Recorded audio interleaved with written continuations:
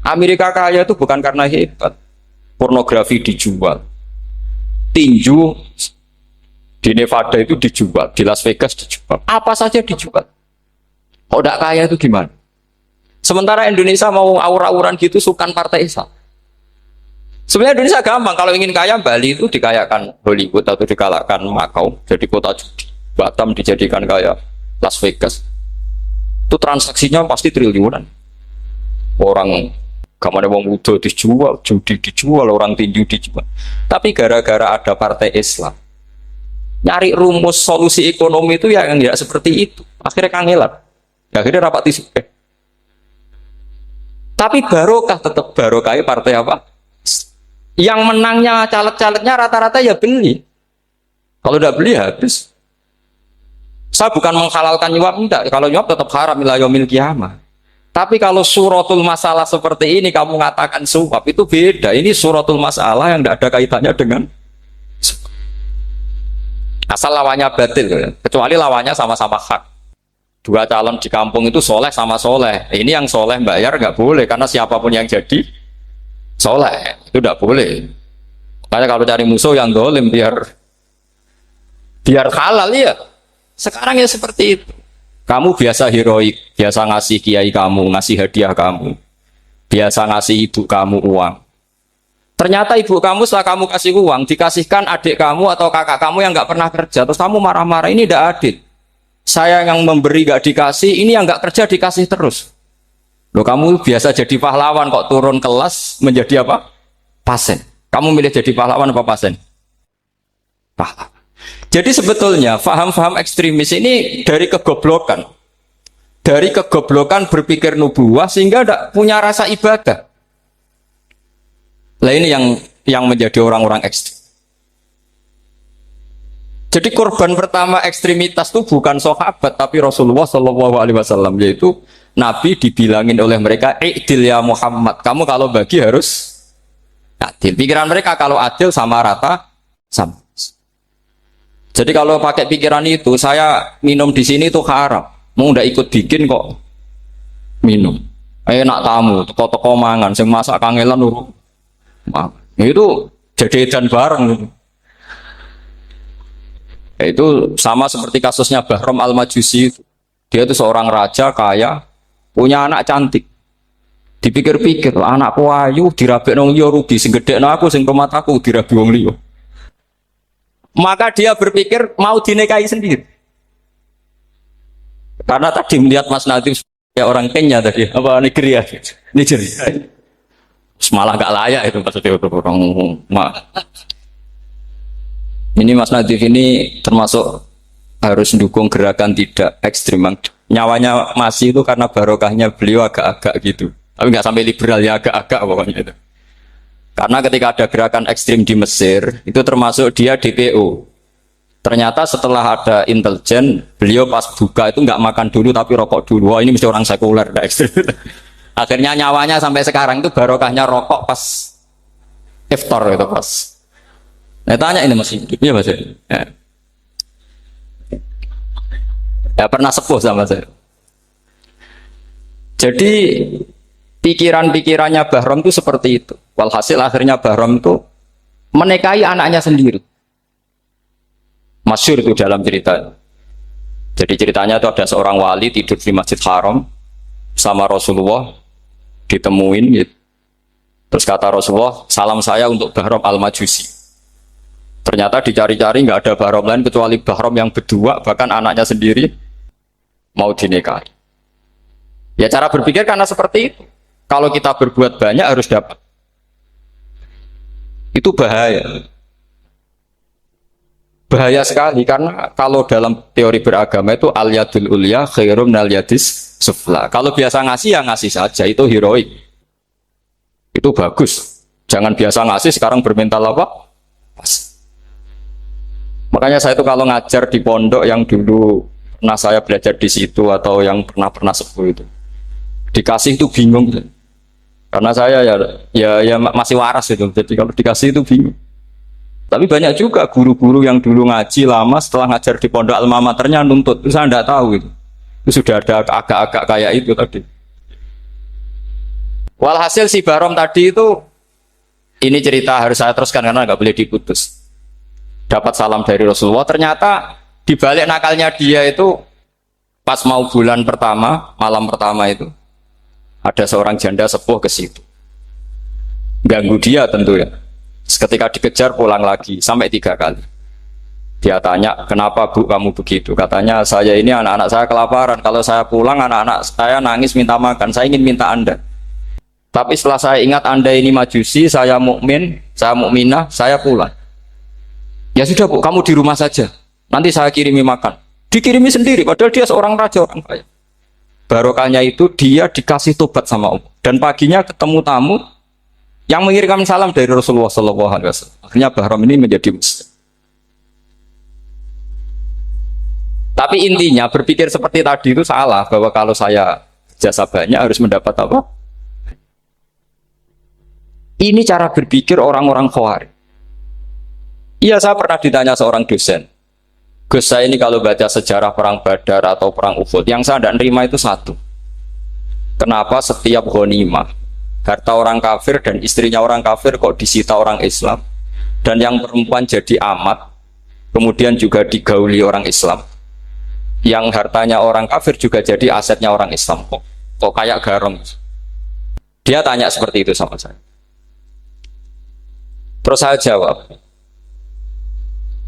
kalau sampean ada garong dan kemudian bawa senpi, senjata api, kemudian garong Anda, penjahat Anda lumpuhkan, ya senpi itu harus Anda kembalikan.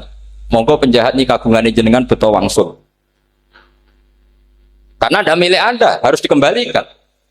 Wah, tidak bisa Bapak, kalau saya kembalikan pasti dipakai jahat lagi, dipakai kriminal lagi. Ya sama, kalau asetnya orang kafir dikembalikan ke orang kafir akan menjadi aset kekafiran lagi untuk menghancurkan kita. Nah, perempuan juga sama. Perempuan itu alat produksi. Jika perempuan tadi dikembalikan ke orang kafir, maka kamu menolong populasi orang. Ya seperti itu. Paham? Makanya disita dalam perang loh ya, tapi dalam perang yang legal. Nah itulah kenapa amat halal. Makanya di Quran itu illa ala azwajihim aw ma malakat ayman. Paling enggak itu masih ada ulama atau pemikir atau ustadz siapa saja yang bisa memahami logika apa? Nanti kalau ulama ini sudah meninggal, orang akan mencibir Islam dengan cara mengatakan Islam itu jabar, yaitu menyita hartanya orang kafir dan istrinya orang kafir setiap kali terjadi. Karena pemikiran ini pasti sama-sama kutubnya, sama-sama ekstrim. Nah ini penting saya katakan. Makanya masyhur itu perdebatan Sayyidina Ali dan Muawiyah. Ini saya kutip sedikit. Ini ya sama-sama berpikir ekstrim, tapi ekstrim yang baik. Walhasil dalam satu kerja bakti di Masjid Kuba, itu ada sahabat namanya Ammar. Ini di depan umum, ini penting. Kalau dalam ilmu hadis di depan umum ini penting karena nanti menjadi mutawatir. Beda dengan hadis yang Nabi ngendikan sama 1-2 sahabat, namanya hadis ahadi. Di depan umum Nabi guyon gini sama Ammar, ya Ammar waihak taktuluka alfiatul baghiyah. Ammar, kamu ini nasib kamu itu agak sial. Karena nanti yang membunuh kamu itu kelompok yang tidak benar. Alfiatul baghiyah itu kelompok yang tidak benar. Itu disaksikan sekian sahabat. Walhasil suatu saat Ammar ini ikut perang dan ikut pasukannya Ali dan terbunuh oleh pasukannya Muawiyah. Seneng Ali. Walhasil Ammar ditemui sama Ali. Ya Muawiyah, al-ana dhuhara bi anna fi'ati haqqun wa fi'ataka baghiyah. Sekarang kelihatan siapa yang benar.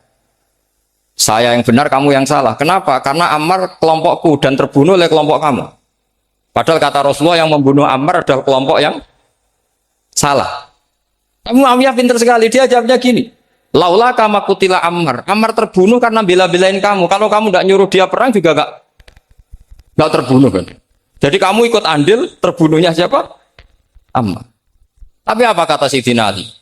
Idzan qatala Rasulullah Hamzah. Kalau teori itu Anda pakai, Rasulullah pun membunuh Hamzah. Sekarang Hamzah perang karena suruhan siapa? Rasulullah. Yang membunuh Hamzah siapa? Wahsy. Kalau teori itu Anda pakai, berarti Rasulullah pun membunuh Hamzah. Terus fasa kata Muawiyah, Muawiyah diam.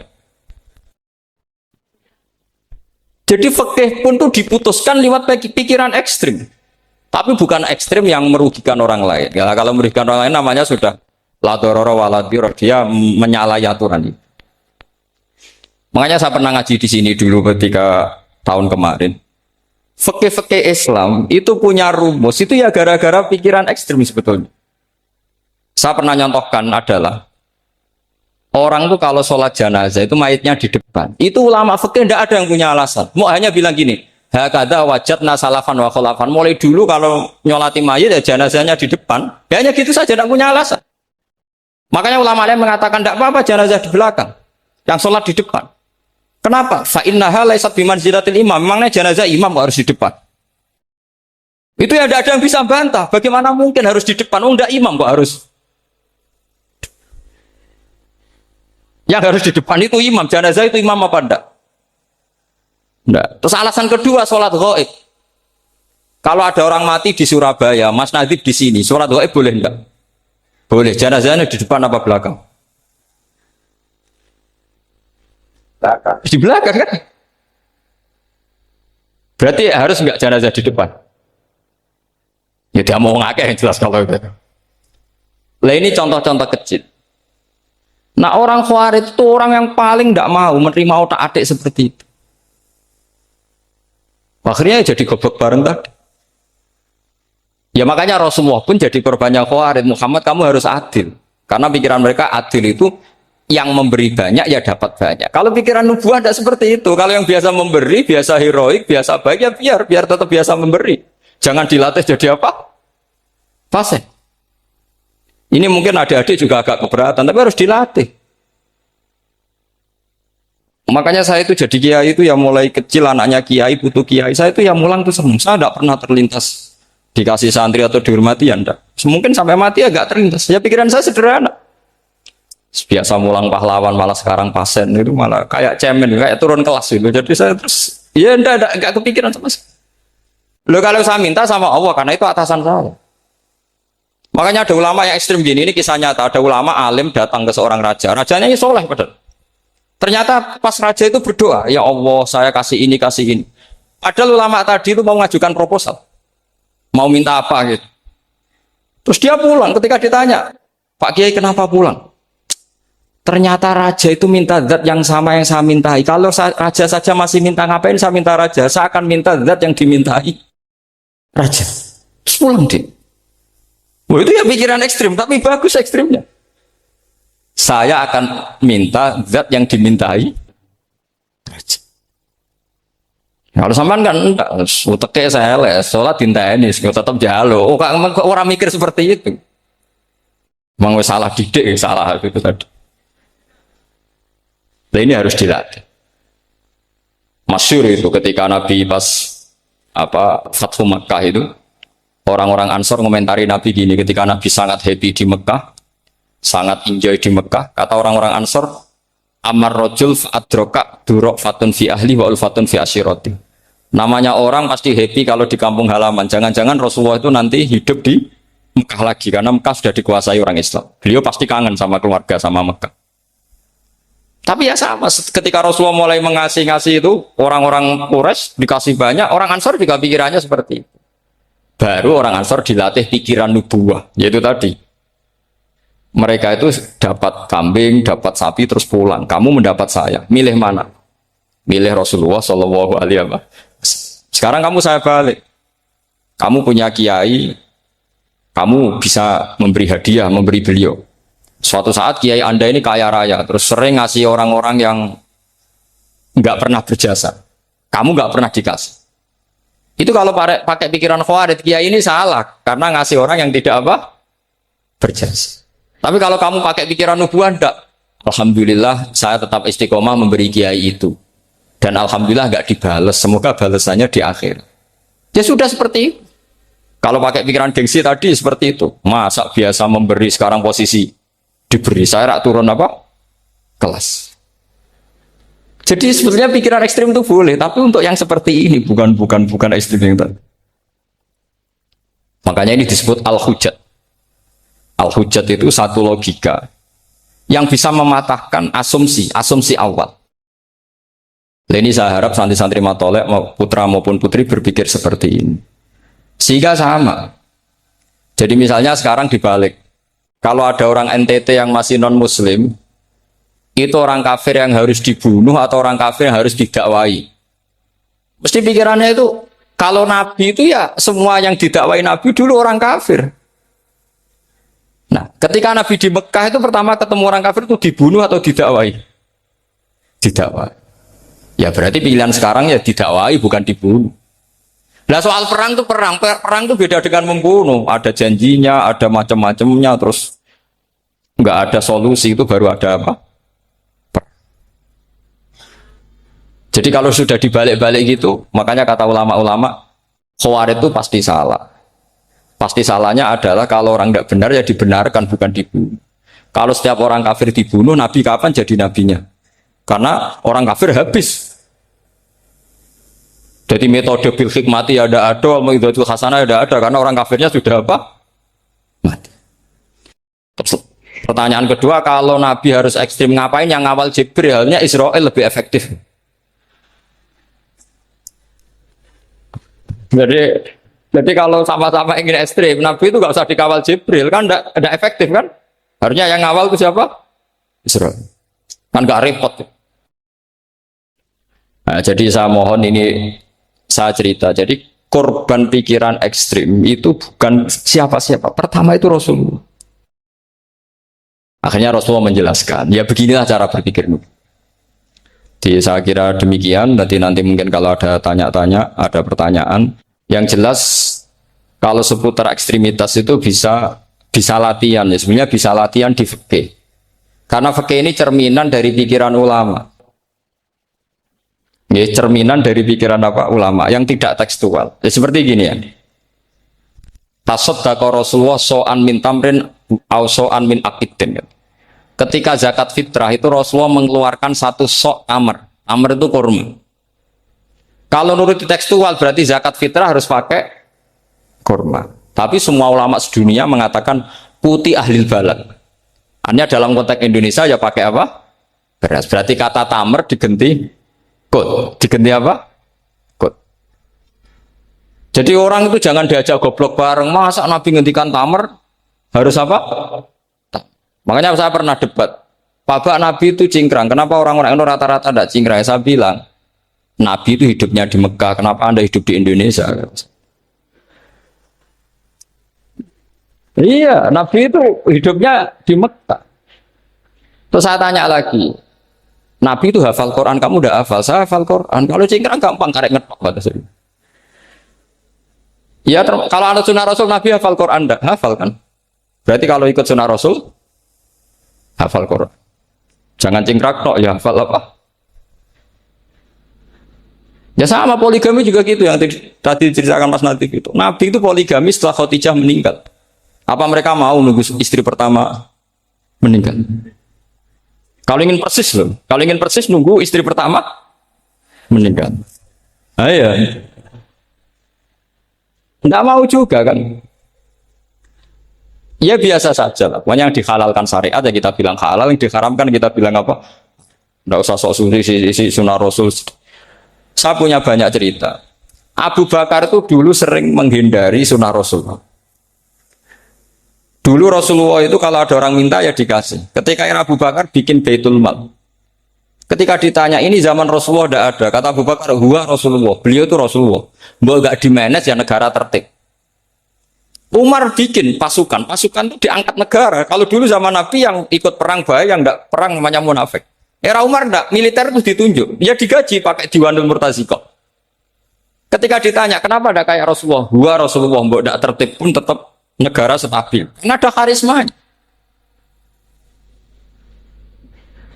Jadi kadang-kadang dalam banyak hal itu kita malah tidak boleh persis Rasulullah karena kadang banyak khususnya. Yaitu contoh yang paling masyhur di fikih ya kayak Nabi itu nikah 9 itu khususnya. Dalam strategi juga sama. Dalam strategi memanage negara juga sama, banyak sahabat yang punya ide yang zaman Nabi itu tidak ada. Ketika ditanya kenapa tidak persis Nabi, katanya huwa Rasulullah. Ya Rasulullah itu meskipun seperti itu, meskipun tidak tertib secara rasional, tetap dikawal wahyu, makanya negara baik-baik saja. Kalau saya ini hanya Abu Bakar, kalau enggak ya repot. Umar ya sama, bikin Diwanul Murtasikah. Utsman juga sama, di manage negara. Sayyidina Ali juga di manage. Kalau Nabi enggak. Tapi tidak apa-apa karena ada karisma. Sama tak cerita nih, masalah zakat yang masyhur. Orang paling bakhil sekalipun, paling kikir sekalipun itu zaman Rasulullah bayar zakat. Karena pikirannya setelah zakat dikasihkan, Rasulullah mendoakan. Khudh min amwalihim shadaqatan tutahhiruhum wa tuzakkihim biha wa sholli alaihim inna sholataka sakanul lahum. Era Abu Bakar enggak. Sorry ya Abu Bakrin, dulu kita zakat sama Rasulullah karena didoakan beliau. Kamu hanya Abu Bakar, saya tidak mau zakat. Ya sama lah seperti orang dipimpin ulama-ulama karismatik. Orang dipimpin Badullah itu tidak usah metai, santri sudah nurut. Dipimpin Manazif, gak bikin pelaturan, habis pondok. Kalau tidak ngancam, nggak gini, ditakzir, nggak gini, habis. Zaman Badullah dehem tok santri wedi. Mas Nadif dehem, oh enggak. Nah, makanya Rasulullah itu tidak banyak bikin pelaturan. Rasulullah itu kalau mau perang itu hanya bilang sahabat, saya besok ditantang Abu Sufyan di sini. Saya mau perang. Oh itu sahabat ikut semua. Orang melihat wajahnya, melihat karismanya sudah tertarik ingin menyelamatkan beliau. Kita tidak akan ridho Rasulullah keluar sendiri. Kalau Abu Bakar ya enggak. Pertama Abu Bakar pidato sudah sopan. Saya memimpin kamu. Ini qutwulitu walas tubuh khairikum. Saya ini memimpin kamu, tapi bukan berarti saya yang terbaik. Jika saya benar maka dukunglah. Kalau salah ingatkan. Itu pertama orang-orang bilang apa? Fawwah la uqiman nakabisef. Nanti kalau Anda salah tak ingatkan pakai pedang. Ya karena hanya Abu Bakar bukan Rasul. Jika diaturlah, ini ada militer, ada pengawal, ada Baitul Mal. Era Umar lebih modern lagi, ada Diwanul Murtasikah, ada macam-macam. Ya Rasulullah nggak ada. Nah sekarang orang sidik-sidik muni sunnah Rasul. Padahal ada sunnah Rasul yang khasnya Rasulullah sebagai nubuah. Ya khasnya Rasulullah sebagai apa? Coba Nabi itu istrinya 9. Semuanya cerita tentang tahajudnya Nabi, witirnya Nabi. Apa kira-kira Mas Nadif kalau punya istri 4 ceritanya tentang tahajudnya Mas Nadif? Kan enggak. Nah, jadi saya mohon, sebetulnya pikiran-pikiran ekstrim itu karena enggak mau belajar. Enggak mau belajar. Kalau mau belajar itu kata Imam Ghazali itu dalam kitab Imla, Al-Imla fi Iskalatil Ikhya itu. Fal ma'ani awsa'u minal ibarat. Yang namanya ma'ani itu awsa'u minal ibarat. Jadi yang fal ma'ani awsa'u minal ibarat. Jadi yang namanya makna itu lebih luas minal apa? Ibarat. Nah, ini contoh yang paling nyata ya Sayyidina Ali. Ketika Sayyidina Ali perang sama Muawiyah, itu Sayyidina Ali bilang sebaiknya Muawiyah kirim delegasi mediator. Saya juga kirim mediator. Terus orang-orang Khawarij karena tadi tekstual. Mahada ya Ali. Ini apa ya Ali? Lam yujad fi kitabillah. Aturan mediator itu tidak ada di Quran. Bahwa kalau kita perang harus ada mediator itu tidak ada. Terus Sayyidina Ali baca ayat wa in khiftum shiqaqa bainihima fab'atsu hakaman min ahli wa hakaman min ahliya. Jika lelaki dan perempuan, suami istri terjadi shiqaq, terjadi konflik, maka suami kirim satu mediator, yang pihak perempuan juga kirim mediator. Terus Sayyidina Ali ngendikan wa amru Muhammad a'dhamu min amri rajulin wa imra'atin. Urusan umat Muhammad lebih serius ketimbang urusan hanya sekedar suami dan istri. Maka kita butuh hakam, butuh mediator. Baru 4.000 orang Khawarij tobat ngikuti pikirannya Sayyidina Ali yang tidak tekstual. Sama seperti zaman Rasulullah. Ketika Rasulullah mau perang Badar, saya ini mau perang Badar kata Rasulullah. Musuh saya itu 1.000 lebih. Kalian hanya 313. Apa kita teruskan? Itu sahabat langsung bilang gini, saya itu hafal teksnya. Idzan lanaqulu laka kama qalat banu Israil fathab anta wa rabbuka faqatila inna hahuna qa'idun walakin idhab anta faqatila inna ma'akum muqatilun. Ini kelihatan sekali bahwa para sahabat sudah ada tekstual. Orang-orang Bani Israel ketika melihat Musa katanya sakti dan orang dekat Allah, itu cara berpikir orang Bani Israel gini. Walhasil ada perintah supaya Musa itu merangi kaum Jabarin. Orang Jabarin ini gagah-gagah, pikirannya orang Bani Israel. Musa kami itu sakti dekat Allah. Ya sudahlah sama Allah saja sana, tak tunggu di rumah kabarnya. Itu kan sama dengan santri semedit, roh kiai ini suga, kiai aku suga, terus tak pikir kan seperti itu. Ya sama seperti itu. Nabi ku kekasih Allah, mesti perang menang, terus tak ewangi mesti menangis. Fadhab anta wa rabbuka faqatila inna hahuna. Kok itu? Ya sudah kamu berangkat saja sama Tuhan, tak tunggu di rumah. Tapi apa kata para sahabat Ansor ketika Nabi minta supaya mereka dukung di perang Badar? Langsung bilang, "Idzan la naqulu laka kama qalat Bani Israil." Kita tidak akan bermental kayak Bani Israil. Ini tekstual pada enggak. Mereka punya mafhum, punya pikiran. Cara Mas Nabi punya kreatif. Bahwa ini mental yang bejat, kita tidak akan meniru seperti itu sahabat. Jadi dulu sahabat itu makna di Quran juga ada tekstual. Jadi bisa memahami. Nah sekarang orang memaksa semuanya harus tekstual. Ya meskipun tadi jangan terlalu liar terus menjadi liberal. Tapi saya tidak tahu kalau contohnya Mas Nadiem tadi pakai kondom, sisi kondom tidak tahu itu pikirannya Jil apa Mas Nadiem tidak tahu saya. Tidak tahu. Kok sampai sembeling itu saya tidak tahu itu. Oh, lagi juga kalau tidak bisa nyontohkan yang di luar itu, saya itu ya tidak tahu. Mulai dulu ilmunya yang seperti itu terus. Ya tidak tahu lagi. Jadi mulai dulu zaman Nabi pun itu sudah ada pikiran-pikiran seperti itu. Jadi tekstual atau harfiah itu ya enggak. Nyatanya sahabat langsung bilang idzan la naqulu laka kama qalat Banu apa? Israil.